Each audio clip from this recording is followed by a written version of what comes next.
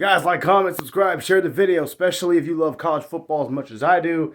First and foremost, shout out Georgia Tech. Congratulations on a much-earned victory. I'm not going to call it that big of an upset. I have been saying for weeks Georgia Tech had a chance to beat FSU if they got the run game going, and they did. But I did pick Florida State to win the game. No excuses. It is what it is. Georgia Tech clearly a way better team than what they were last year. I thought last year they were pretty good, but I don't want to say Florida State's still dragging around the burden of feeling like they got left out of the playoffs, which they did, but I don't know if that's the case. I just truly think that it's just Florida State having pretty much a whole new football team for the most part, and Georgia Tech bringing back most of their team, and they just got a lot better. And Florida State clearly misses those other players, but it is what it is.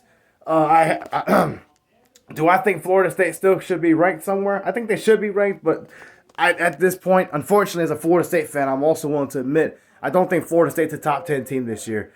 With what I saw in that game, second, third quarter, I didn't think they were a top 10 team, just how they were responding offensively. The defense really didn't play too terribly. I mean, Georgia Tech ran the football pretty good on almost everybody last year.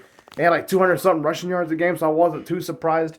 But Florida State's offense did not, that ain't it. They clearly could not run the football. They weren't much of a running team last year. I don't think they're going to run it that good this year.